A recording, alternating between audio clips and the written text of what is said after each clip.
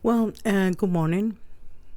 And now we continue with the information that I promised that I will bring to you, that I will share with you. And so I'm going to give an idea what this channel is about. To begin with, we're going through a shift in consciousness.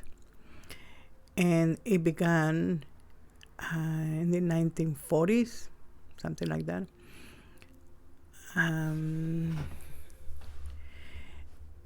Everything that I'm telling you here is half the information that I received from these teachers, non-physical teachers, and the other one is I received myself with energy exchange, which you may have known as medium, like a medium. And from myself, because we receive energy. You are just as wise and knowledgeable as any other essence. There's nobody else that knows more than you, except that you doubt the information that you receive. So there is a shift in consciousness that began in the 1940s, and there are three types of transitions.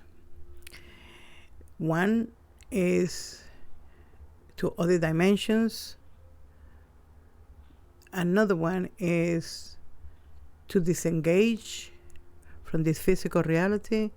And then the third one is those of you who are going to remain here physically, and they're just transitioning to the shift. So I'm going to give you words that you're going to be not using, that you're going to be listening, hearing a lot, so that you understand what it means when I use them.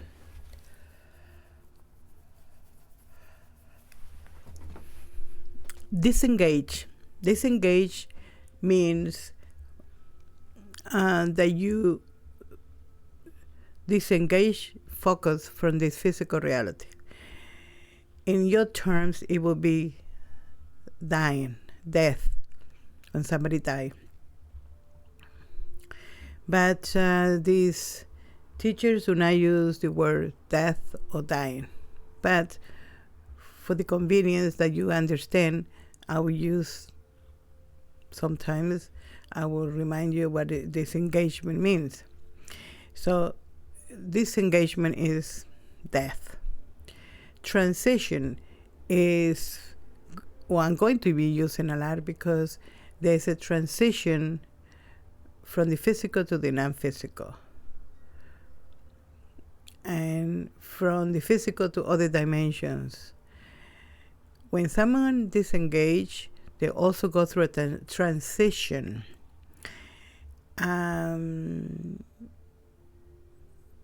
Somebody's going to die. They go through a transition before death. And then after they die, they're transitioning to the non-physical. So there are regions. And when I say there are regions, it's just so that you understand. But because we believe in a space and time, but there's no space and there's no time. It's just a physical construction. But Kisi, which is one of the essence that I communicate with, she said is a state of mind. So regions are, it's when you're no longer physical, there's a region 2 when you die. But when there's region 3, you already know that you're dead. And region 4 is when you're no longer going to have any physical experience. And then there are more regions, but for now, this is the only ones that it affects us.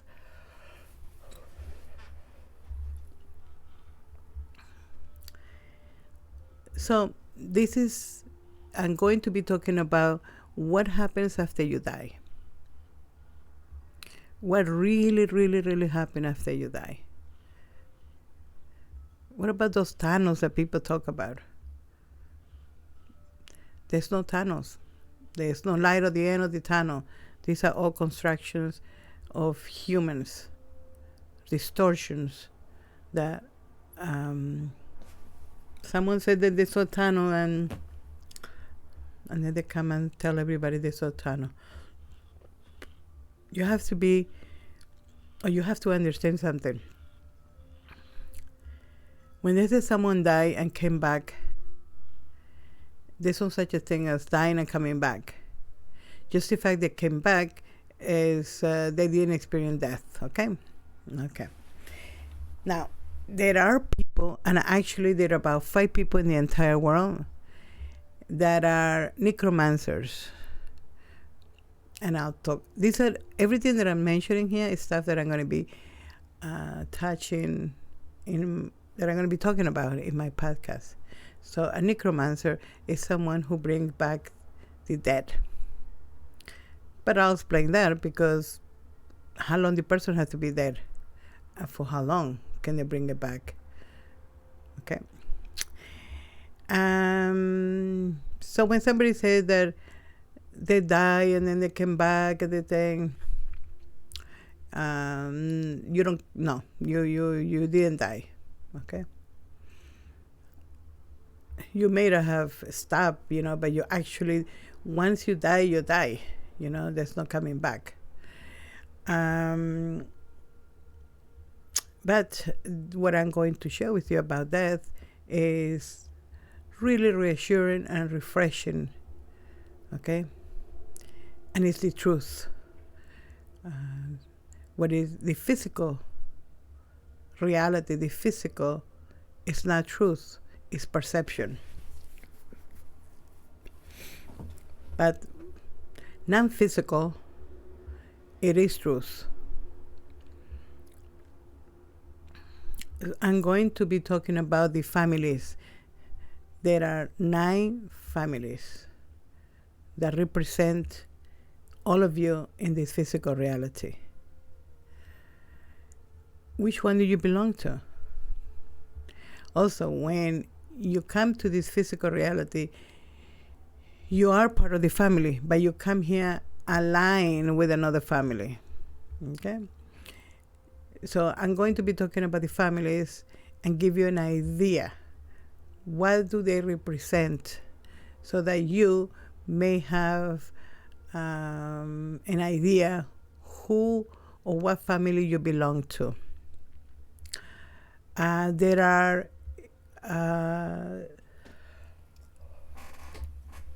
5 types of people. Okay? There are focuses, they call it focuses. And then there are 3 types of orientations. So you have common, which is 80% of the population, they're commons. Then you have soft, which is 13% of the population. And then you have intermediate, which is 7% of the population. So I'm going to explain who the intermediates are, who the soft are, and who are the common. Because you may listen to a description of the intermediate, and you may see yourself. You may realize, so that's what happened. So that's what has been happening. I'm intermediate. So I'm not weird. I'm not crazy. I don't have mental issues. I'm just intermediate. That makes sense. The same thing with the soft. I'm mentioning the soft and intermediate because common is like the word common. They're very common. This is what you see every day, the average person. That is what you see in the social media. Those are the commons. The soft, you hardly find someone soft, but intermediate is even harder. So that small group of people, they don't really They don't have a big mouth. They're not loud. They're not just screaming out there. They're probably intermediate, but they're very intelligent. The soft are also prefer to be alone. So these are the two. The soft intermediate prefer to be by themselves in their home. They love their home. They need their space from other people. While the common, they need to be with other people. They just need to be part and, they need to be surrounded by everybody. Now, sometimes you have a soft that feels pressure to join the common because they doesn't understand why I don't want to be with other people. And then people tell them, well, there's something wrong with you. Why are you like that? You should be with other people. So sometimes they force themselves to be out there, but it's catastrophe. So that's the soft. Then you have, so I'm going to talk about the families, the 9 families, and also the energy centers, which you know as chakras. What are they?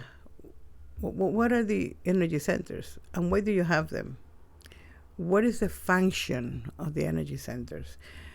I'm going to this essence who I've been speaking to. She's very knowledgeable of the physical body, and no methods. Very that's her thing. Expert in methods for the physical body, for health, for healing. So I'm going to share that with you. I'm going to share what happens when there's something happening. You can't digest the food. You have constipation. What is happening? Any manifestation in your physical body, any disease, what is really happening, and how you approach that. Disease is not an illness. Disease can last your lifetime. It comes from many things. Well, a few things, not many things, but a few things, such as stress, trauma. But what is stress? So I'm going to be talking about that. And how do you approach that? Because when you have something physical, when you are what you call sick, which in reality is disease, there's something happening, and you start creating it non-physically, energetically. Where did that come from? Who's doing it? When something happens physical, who's doing the creation? You or something else? So I'm going to explain all that. I'm going to go into detail. So I'm going to begin first. The first thing that I'm going to do is start with the families. And then I'm going to talk about the different orientations and the focuses. Then I'm going to talk about what is death. Is if somebody that you love die, where are they? What is happening? What is really happening? Can you communicate with them? When these psychics tell you that they spoke to your mother, that she said hello, be careful, that stuff, are they really talking to your mom? So that's what it's going to be. So I'll continue tomorrow. I'll bring you a video, maybe this later today, where I'm going to describe all the different families. And maybe you can see yourself in one of them. You're gonna sense that, oh yeah, that's me. Yeah, I feel like that's one of my families. I'm also going to duplicate these videos in YouTube, because eventually I'm going to open a website so that you can connect with me directly there. Why these teachers came, well, they don't come, but there's they don't go anywhere and they don't come anywhere. But for us, physically, it's like, yes, we have time and we have a space. So for us, it feels like somebody comes or we go, but in reality, they are right here with you. I'm right there with you. You just think that I'm somewhere, and and through these videos you can listen to me, but in reality, we're all together. These teachers are here to help us to have less trauma. It was requested from us. We requested that help. And they've been of huge help for me, because the shift in consciousness means that you're going to be more aware, very aware. You're going to have self-awareness. But that's what the shift is. And when you have awareness, that veil that separates us from the people that die become very, very thin, right? It doesn't disappear completely, but it becomes very, very, very thin, where you can see them. And you're going to be able to talk to them. And you're going to have conversations.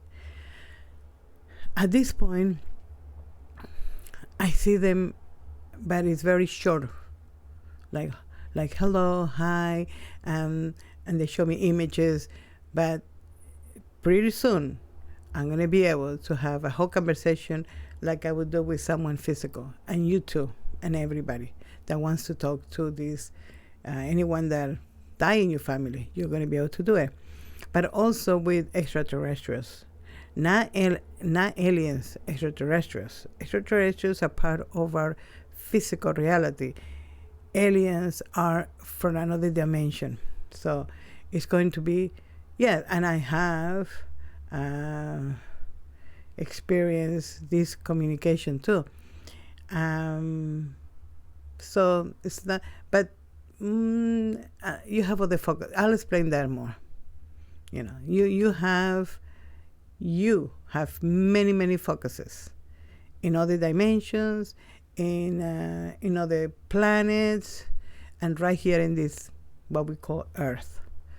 All of us have it. So in any case, you're going to be able to do that. But one of the things that is very traumatic is everything that is happening and that they said was going to happen. So everything that they told me is happening right now with the physical part of the earth, with everything. And I'm not going to get into any conspiracies. I'm not going to tell you stuff that you don't need to know. No, I'm going to stick to things that you need to know, such as your physical body. Because that's enough. That is enough. You're responsible for you. You're not responsible for what other people are doing and what is happening out there. So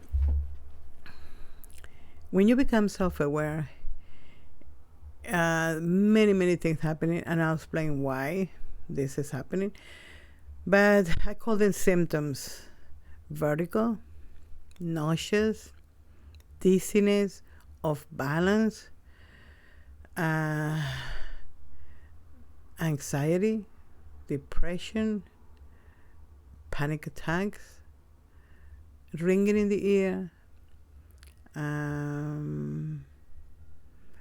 pains all over your body, stiffness, digestion problems, many, many, many, many ones.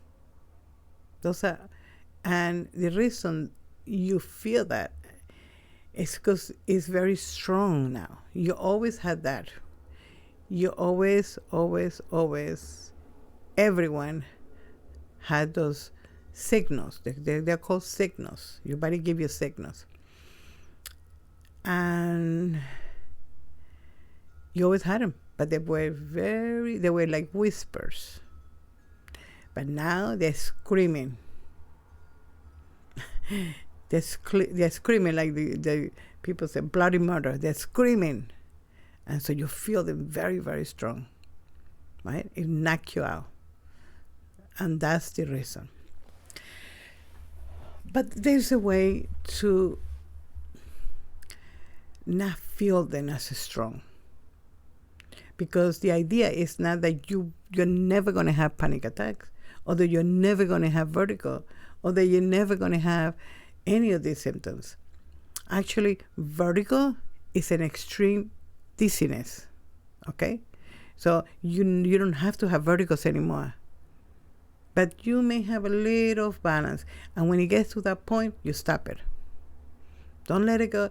Don't let it go to become now dizziness. Because a little off balance can turn into dizziness, and the dizziness can turn into vertigo. So that's why I'm here, to help you. And you're going to do it, and it's going to be very successful, because anybody that I work with, 100% success. Because that's what it is.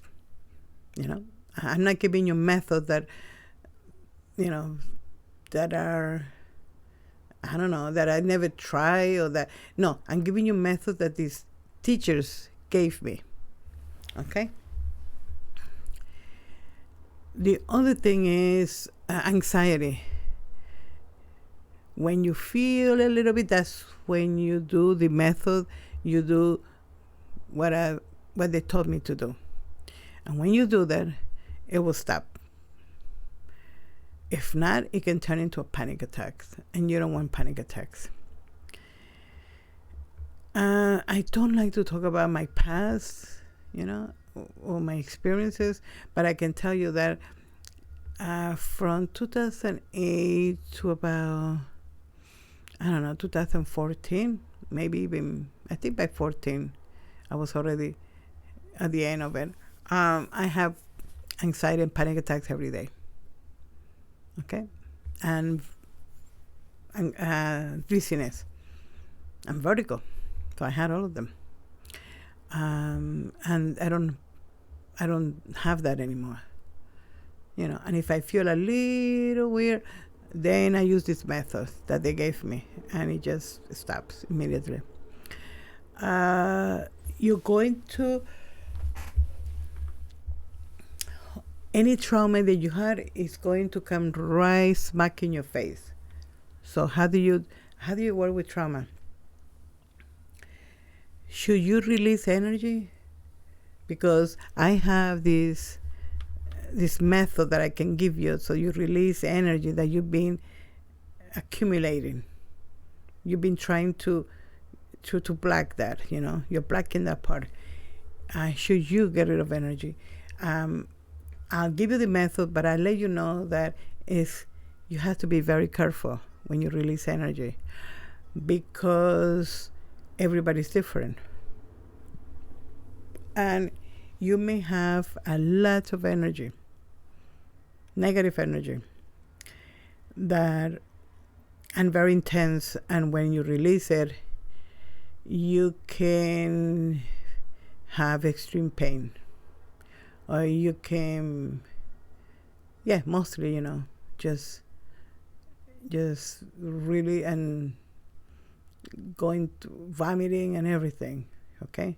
Or shaking, and you need to do it with someone, so that the person is guiding you, like, okay, you know, just calm you down and all the stuff, but also the physical pain, okay? We don't want to create another trauma, because now you'll be afraid to do meditation. You're afraid to do this because what happened. So you can release energy, but just be very careful how you do it, you know.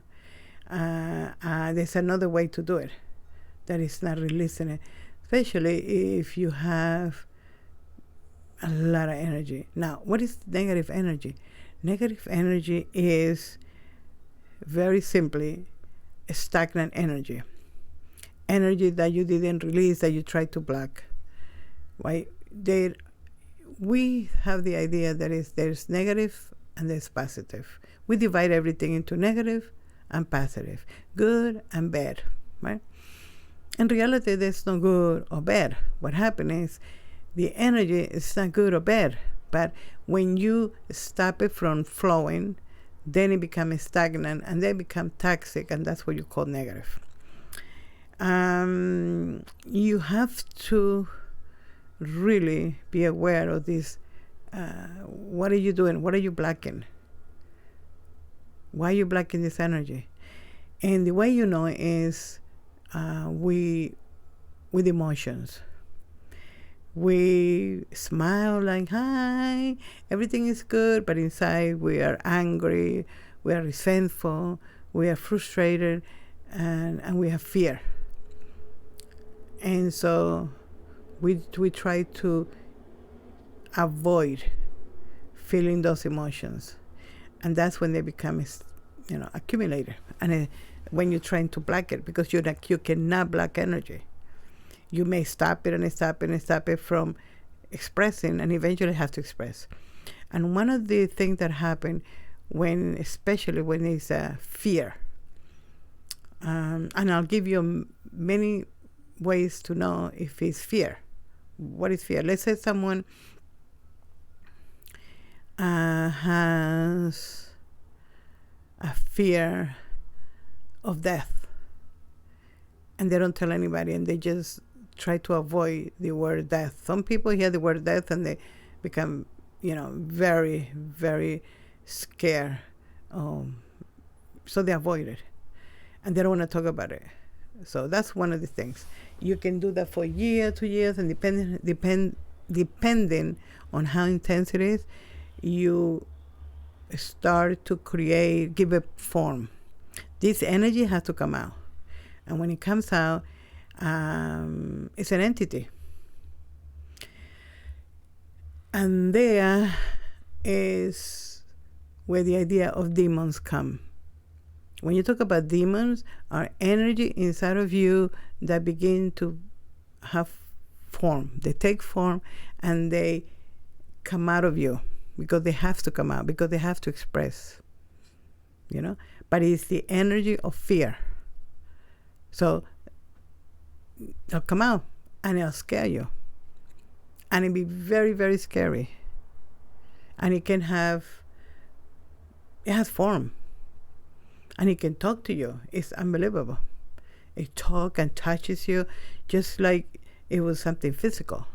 So start working with your emotions. It's okay, especially now. There's so many, so much bullshit out there that you have to be good, that you have to be positive, that you have to be about love. It's not true. We are physical beings. And in this physical reality, we have a construction.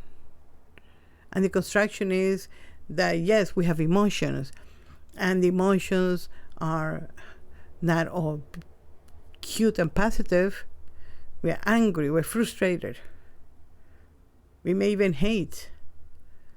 And the more they tell us you cannot express yourself, the more hate, more anger. So express it. Now, you may not be able to tell your boss that you hate him and he's a dick, but there's other ways to express it. And I'll talk about that too. You have to express it.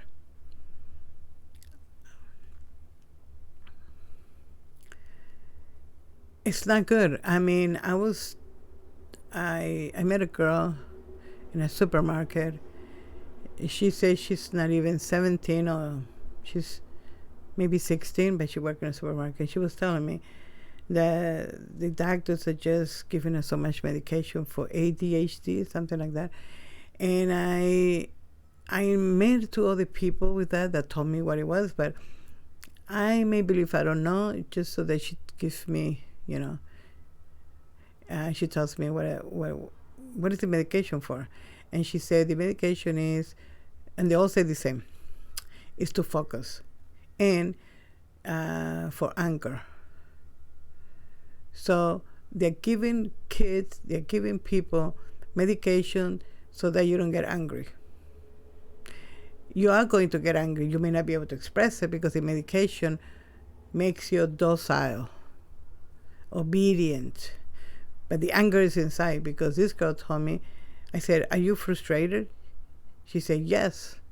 I said, are you frustrated with your parents? She said, yes, very much. But if I don't take the medication, I become very angry and I can become violent toward them. I said, but the problem is not that you have ADHD. The problem is that you're frustrated at home with your parents.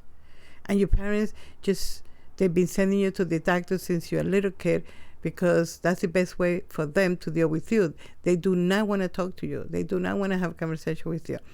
They just want to give you the medication so that you shut up and do whatever they say. So I think she was 17. I said, in another year, you're working. That's very good. At least you're not home. And she said she hates school too. I said, in another year, you can move by yourself. And now you'll be your own boss, And if you feel the medication's helping, you're fine.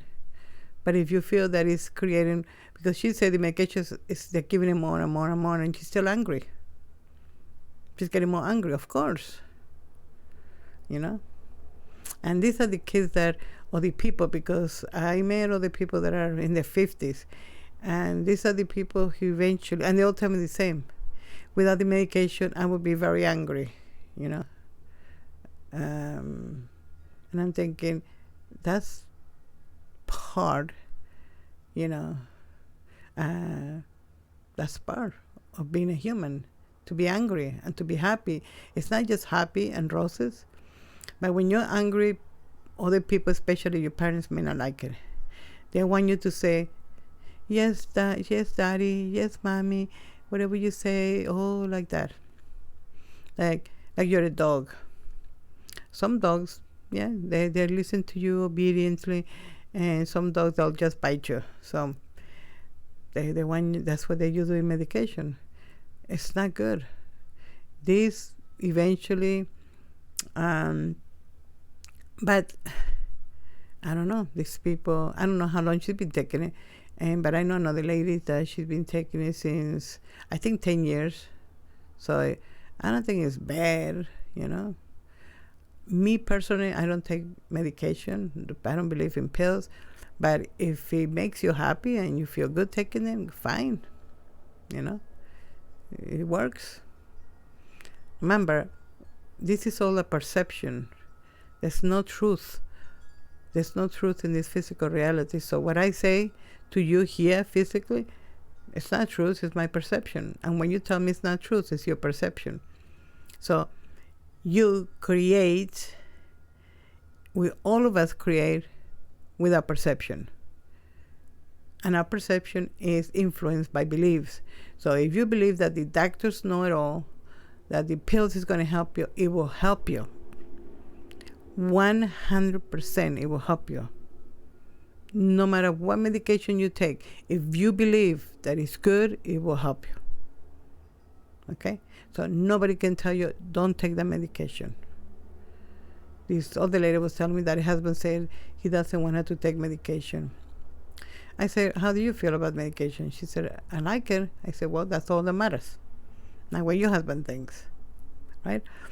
So I feel the same, and with you or with anybody that are listening to me, if the medication is helping you, then I don't see anything wrong with it.